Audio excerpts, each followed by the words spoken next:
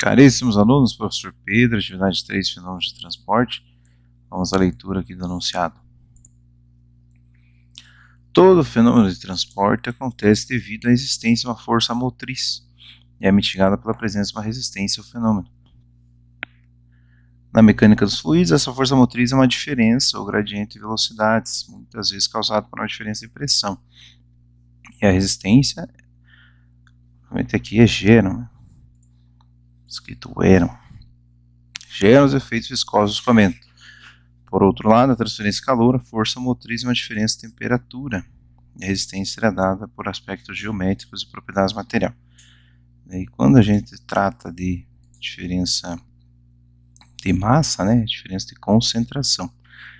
Então, realmente, todo fenômeno de transporte, né, ou seja, transferência de quantidade de movimento, transferência de calor, transferência de massa, se dá por um gradiente. Gradiente interpreta uma diferença, né, seja movimento, calor ou concentração, se tratando de massa. Né? E o movimento, né, vamos dizer assim, o sentido, né, dessa transferência é sempre do maior para o menor. Né? Ou, por exemplo, né, a temperatura. A temperatura, a troca de calor é de um corpo mais quente para um corpo mais frio. Né? A transferência de massa é de um corpo mais concentrado para um menos concentrado. E a transferência de quantidade de movimento é uma velocidade, por exemplo, aqui, né, ele menciona uma velocidade maior para uma velocidade menor. Só clareando um pouco aqui, né, ó, página 18 do livro, menciona aqui, né, ou seja, das leis, né, porque assim, tá, tem o gradiente, professor, é uma diferença, muito bem, mas o que é a força motriz, né, que gera essa transferência, né, baseada nesse gradiente? A força motriz é justamente a tendência das moléculas entrarem em equilíbrio, né? E tudo isso pensando também lá nas leis de conservação, né? Leis de conservação de massa, conservação de energia, etc, etc, que a gente já foi discutido em outras atividades, né? Então, se tratando de transferência e quantidade de movimento, né, nós obedecemos a lei de Newton da viscosidade, que a gente já viu bastante também na atividade 2 agora, né? Calor é a lei de Fourier da condução térmica, né? E de massa é a lei de Fick da difusão.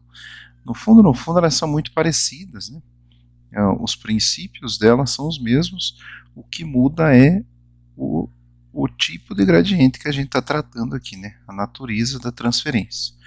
Nesse exercício específico, nós trataremos aqui sobre a transferência de calor, tá?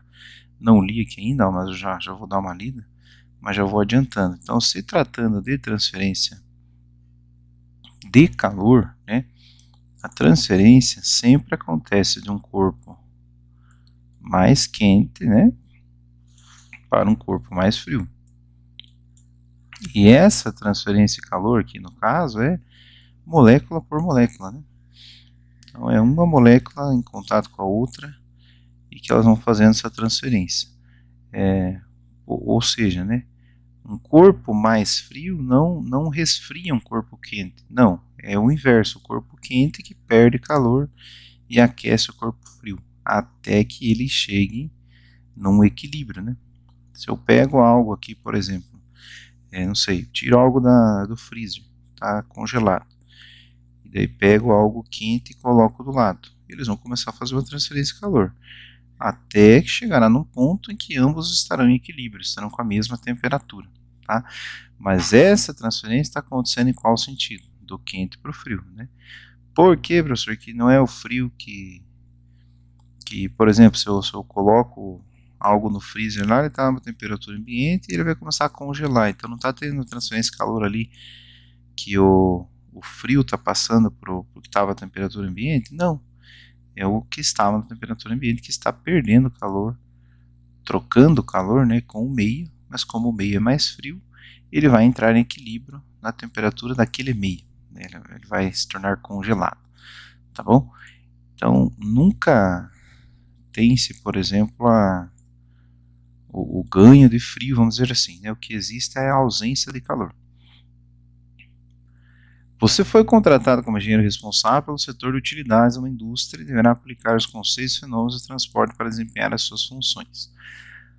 Ao mapear o processo, você detectou que o vapor, nós estamos tratando aqui de vapor, né, saindo de uma caldeira a 320 graus Celsius e escoa um tubo de ferro fundido. É muito importante nós sabermos o tipo de material, tá?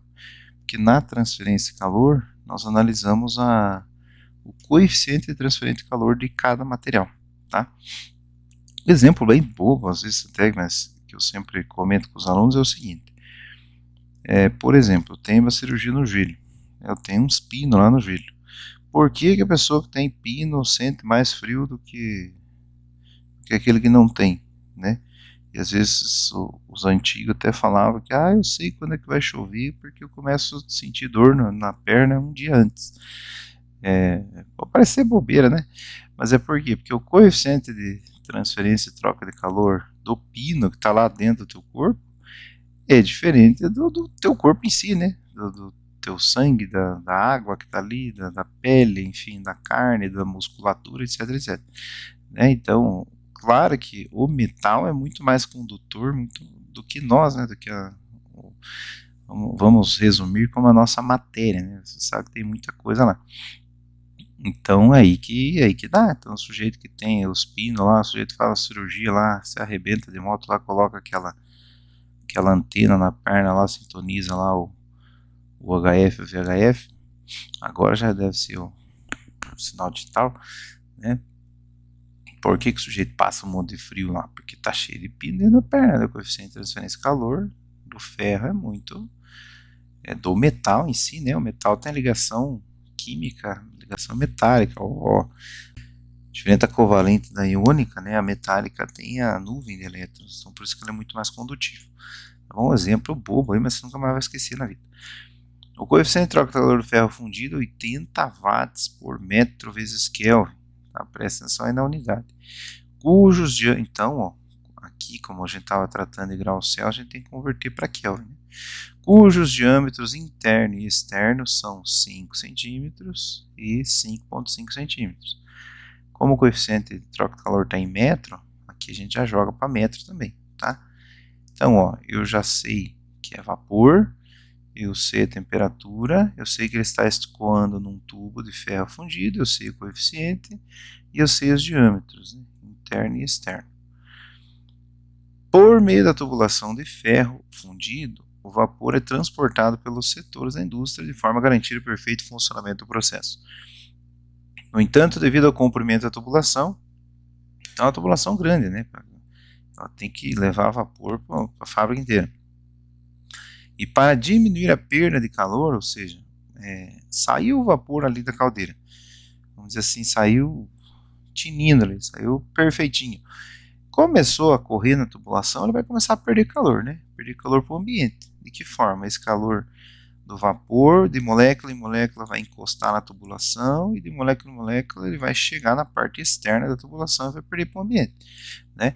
E eles estão tentando minimizar isso, né? Porque é uma perda que não tem como controlar, não tem como impossibilitar isso, né? Ela vai acontecer. Para diminuir essa perda de calor, consequentemente, a condensação do vapor, né? Ou seja, qual que é a condensação? Condensação é o estado gasoso passando para o estado líquido, né? Então, porque se cair muita temperatura dentro da tubulação, eu queria mandar vapor lá, sei lá, na máquina de papel lá para secar a folha. Eu queria mandar vapor lá na serpentina lá para aquecer o meu processo e não sei quanto. Se eu estou perdendo muita temperatura para o ambiente, né, por exemplo, em um super inverno lá, sei lá, que essa fábrica aqui é lá na Finlândia, lá, tá, neve a mais não poder. Então, é claro que essa troca de calor vai ser muito rápida, né? Possivelmente, o que era para chegar lá vapor lá no teu processo vai chegar condensado, ou seja, vai chegar líquido, né? O tubo de ferro fundido possui um isolamento de lã de vidro.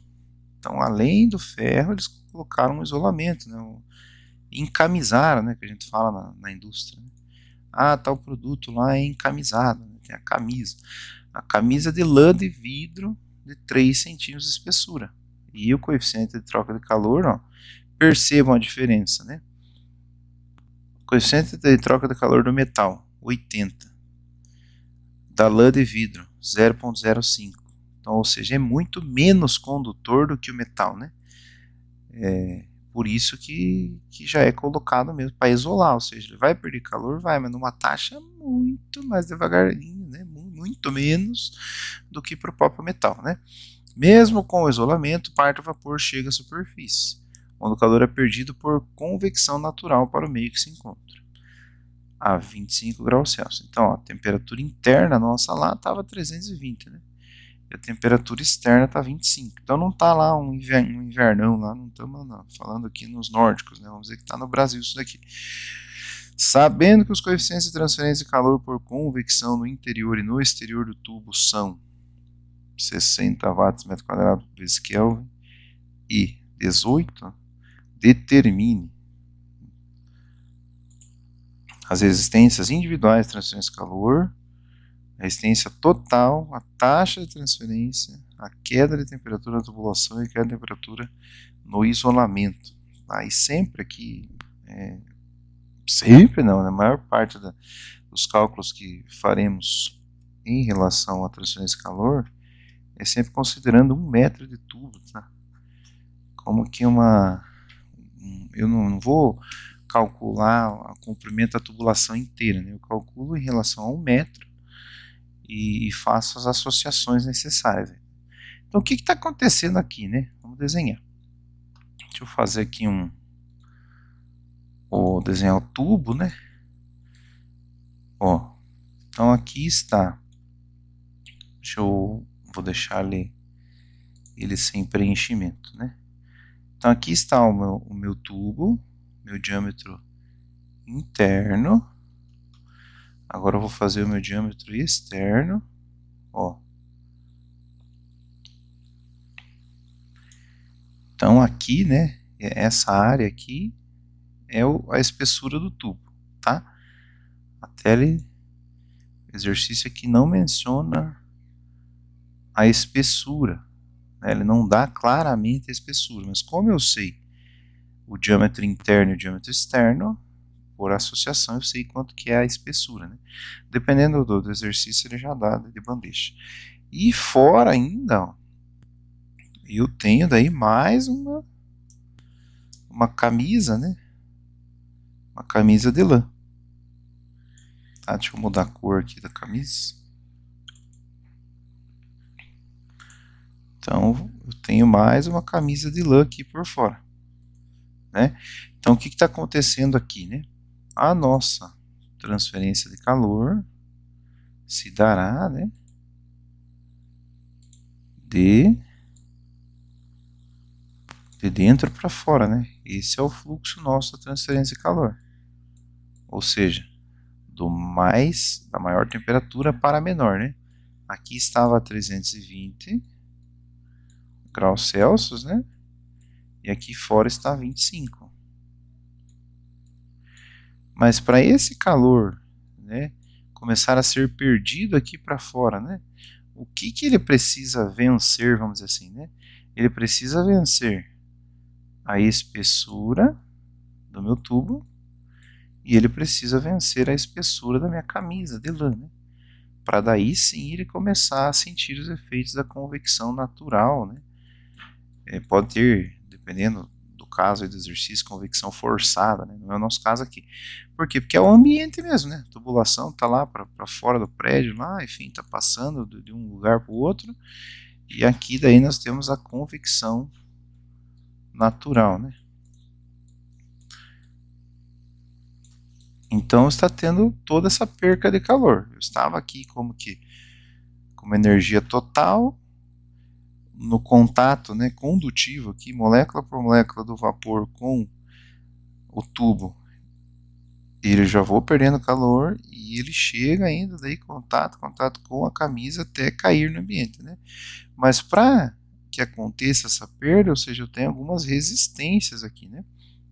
E essas resistências então estão impedindo que eu não troque esse calor de forma instantânea, de forma mais rápida, né? Então são são resistências à transferência de calor. Por isso que a letra A já nos pergunta as resistências individuais de transferência de calor do processo por comprimento de tubo. Ou seja, qual resistência à transferência de calor esse tubo está me gerando e qual resistência a camisa de lã está me gerando essa transferência de calor. Tá? A lógica é essa. A partir daqui nós vamos começar a fazer os cálculos, né, baseados nesses conceitos.